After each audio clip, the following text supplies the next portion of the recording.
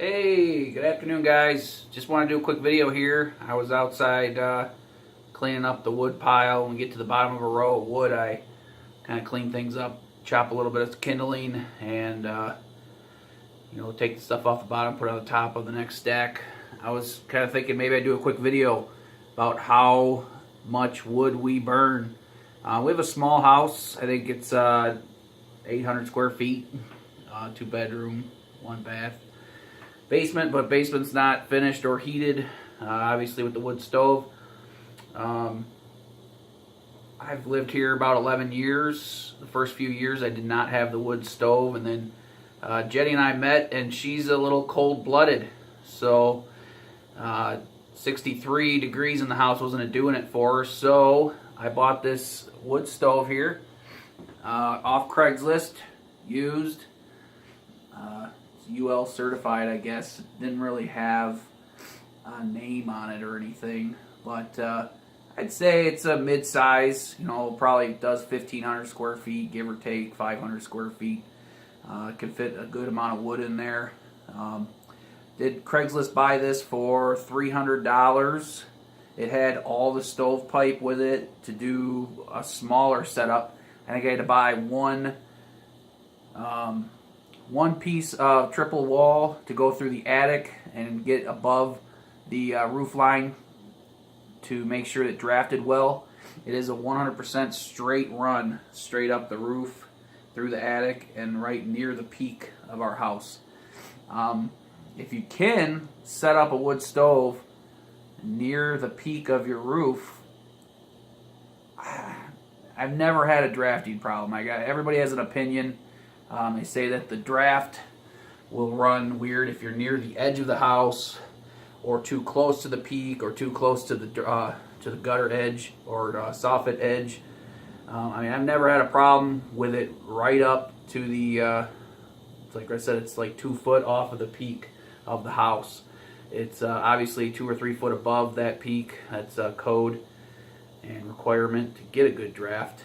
I did everything myself. $300 for the stove and most of the pipe. You have to buy a couple pieces of single wall, and like I said, one piece of triple wall pipe and a cap. I had the box and all the stuff that goes in the attic that goes through the roof. Trust me, cutting a hole through your roof is pretty scary when you have an investment in a home and you're kind of a rookie like myself.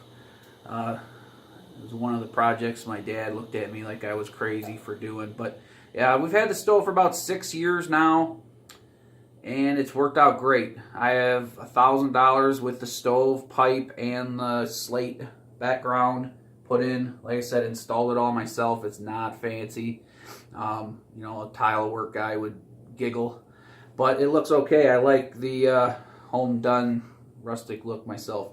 I don't like everything super fancy. So anyway, that's it. $1,000 invested in that bad boy. I'm going to take you outside here. I'll install myself. I did get it inspected by the township. Sorry, I kicked one of Ben's toys here.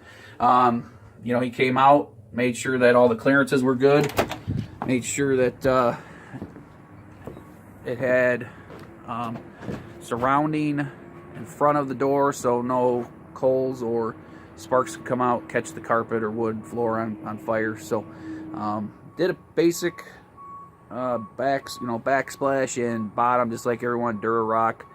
Did a 1-inch air gap behind the stove and behind that slate wall. That allows it to not get hot at all.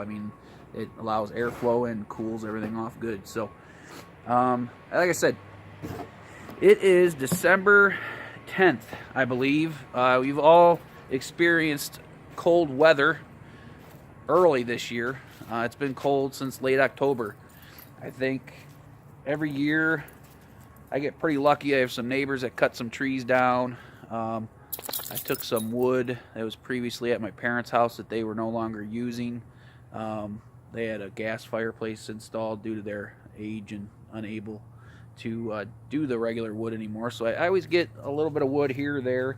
And a neighbor cut down a beautiful cherry tree, large choke cherry, I guess, a couple years ago, and then he just cut a maple down this year. So I have, I think, 13 or 14 rows of wood. Rows. They're not fancy.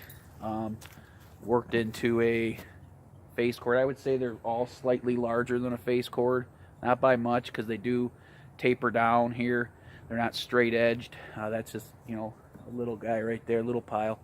But they're all about 5 foot tall. Stack them till they get wobbly. Tarp them off once the leaves start falling so the wood stays clean. So far, like I said before, we had an early cold spell this year. So I think last year we used about 7 or 8 face cords of wood. And I heat primarily with that. Small house, not insulated well. But, you know, we use the furnace on once in a while when I don't feel like getting up. But it's not very often. Or if we go away for the weekend, you know, we set it at 50, 55 just to keep the house from not having to be winterized. You know, there's Cooper. You guys saw him in the last video. He's getting big now. Put one of them rooster collars on him that I told you guys about. Not actual rooster collar, just the Velcro to keep him from getting too loud. Benjamin here following me around as always. So sorry guys, I get sidetracked. I don't really plan these videos out too terribly well, but we have burned I would say about 2 face cords of wood so far this year, and it's only December 10th, so gonna be a long winter if it stays cold like this. We might use 10 or 12 rows this year instead of 7 or 8, so that'll put a good hurting on my wood pile, and I'll have to start stocking back up. I haven't seriously been looking for wood. Like I said, got lucky with some neighbors cutting some trees down. Cooper over there. So and I haven't had to go find free wood on Craigslist or anything. I've had a pretty lucky 3 or 4 years here where I haven't had to do a ton of work. I mean, I still got to go get it, split it, and restack it over here. But, yeah, that's it. 2 face cords of wood in about, I don't know, 5 or 6 weeks. Primarily heating. I mean, the house is toasty. Jenny keeps it at 85 degrees in the living room and probably in the low 70s, high 60s in the bedroom. For sleeping, which is a little warm for me, but that's her thing, so makes her happy. So anyway guys, just wanted to kind of show a lot of people invest tons of money in these wood stoves. I have $1,000 wrapped into mine. I'll show you here if you can see. There's the stove pipe coming up right near the peak, just on the opposite side of the ridge. Like I said, 2 to 3 foot above the peak to get a good draft. I've never had a problem. I mean, it is a straight run, no 90s. Super easy to clean, takes about 4 or 5 minutes. I stack the ladder up there, jump up there on a day where there's no moisture or ice on the roof, and take 3 or 4 screws off, run the brush down it, and then I'm done. I do clean a little bit of creosote, obviously, that builds up. It falls down right into the stove, and I get maybe a couple handfuls. I do that twice a winter, just to be safe, and then do it in the spring before we start our burning season. So hope you guys have a great one. I'm gonna try to eventually here start doing some editing so you guys can see stuff that's going on rather than just listening to me talk. But like I said, this kind of started just because I wanted to document the process of the off-grid property, but I think it's interesting too. Everyone's doing firewood videos. They've been doing them for weeks. I've been watching a lot of them. I don't know why everyone's entranced with firewood, but it is fun to watch, I guess. But I thought I'd do my own firewood video. So you guys have a great one. If you have any comments or if you like the video, push the like button or thumbs up. Subscribe if you haven't. So hope you guys all have a blessed day.